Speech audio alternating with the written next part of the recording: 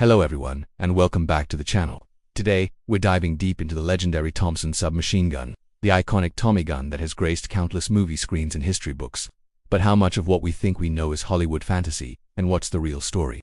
Let's separate fact from fiction. The story of the Thompson begins with World War I. It was designed to be a trench broom, a weapon to sweep enemy trenches clear. However, the war ended before the first prototypes could even reach Europe. So, where did it first see action? Not on the battlefields of France, but on the streets of Chicago, in the hands of Prohibition-era gangsters. The Tommy gun earned its infamous Chicago typewriter nickname, becoming a symbol of mob violence. And it was this image that Hollywood fell in love with. Think about it. The Thompson is visually stunning. It has that distinctive curved wooden stock, the foregrip, and of course, that massive, menacing drum magazine. Paired with its high rate of fire, it looked and sounded incredibly intimidating on screen. It was the perfect villain's weapon, and later, the perfect hero's weapon for G-men and soldiers.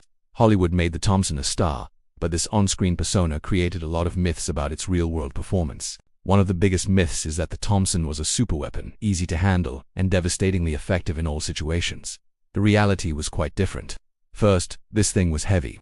A fully loaded Thompson, especially with a 50 or 100-round drum magazine, could weigh up to 15 pounds, or nearly 7 kilograms. Imagine a soldier having to carry that all day, along with their other gear. It was exhausting. It wasn't the light, agile weapon you see actors effortlessly waving around in movies. Then there's the ammunition. The Thompson fired the powerful .45 ACP pistol round. While this round packed a serious punch at close range, it was also big and heavy.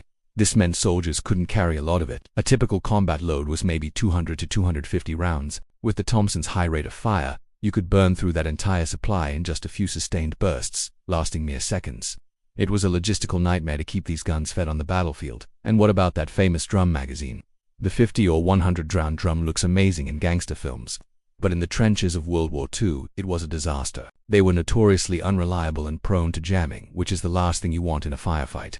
They were also bulky, heavy, and made a rattling noise when you moved, giving away your position. Because of these issues, most soldiers in World War II ditched the drum and opted for the much more reliable, lighter and quieter 20 or 30-round stick magazines. So, the classic image of a GI storming a beach with a drum-fed Thompson is largely a myth. So, was the Thompson useless? Absolutely not. In its element, it was a phenomenal weapon. Its element was close-quarters combat. Inside buildings, in dense jungles, or clearing trenches, the Thompson was king. At ranges under 50 meters, the sheer stopping power of the .45 ACP round was devastating. A single hit could neutralize a target instantly. This made it an incredibly effective tool for shock troops and commando units who specialized in close-range assaults. The sound alone was a powerful psychological weapon. However, the moment the distance opened up, the Thompson's weaknesses became apparent. Beyond 70 to 100 meters, its accuracy dropped off dramatically. The heavy .45 ACP bullet has a rainbow-like trajectory, meaning it starts to drop very quickly over distance, making it incredibly difficult to hit anything reliably at range. It was a submachine gun, not a rifle, and its effective range was very limited compared to something like the M1 gun. Another major issue was cost. The Thompson was a beautifully crafted weapon, made with high-quality machined steel and fine wood, but this craftsmanship came at a steep price. During the early part of World War II, a single Thompson submachine gun cost the US government over $200. To put that in perspective, you could produce 4 M1 carbines for the price of one Thompson. As the war progressed, simpler, cheaper designs like the M3 grease gun were introduced to replace the expensive Thompson, costing only about $20 to make. So, if it was heavy, expensive, and had limited range, why did the US military stick with it for so long? There are a few key reasons. First, when America entered the war, the Thompson was one of the only submachine guns available in mass production. They needed weapons, and they needed them fast. Second, many soldiers were already familiar with it, and it had a reputation for being incredibly reliable and tough. You could drag it through mud and it would still fire. But perhaps the most important reason was its propaganda value.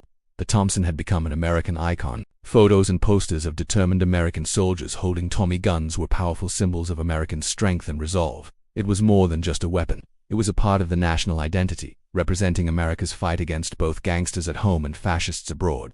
This iconic status gave it a value that went far beyond its combat effectiveness. In conclusion, the Thompson submachine gun is a fascinating paradox. It was a legend born on the streets of Chicago and immortalized by Hollywood. In reality, it was a flawed masterpiece. It was powerful and reliable at close range, but also heavy, ammunition-hungry, expensive, and ineffective at a distance. The classic drum magazine was more trouble than it was worth, and its cost made it unsustainable for a large-scale war. The true legacy of the Thompson is UNT, that it was the best submachine gun of the war. It was UNT. Its true value lies in its status as an enduring symbol. From the roaring 1930s to the battlefields of World War II, the Tommy gun represents a unique and tumultuous chapter in American history. It's a testament to how a weapon can become more than just a tool, but an icon that captures the imagination of generations. What do you think about the Tommy gun? Is it overrated, or does its legendary status hold up? Let me know your thoughts in the comments below. Thanks for watching, and if you enjoyed this video, please hit that like button and subscribe for more deep dives into military history. We'll see you in the next one.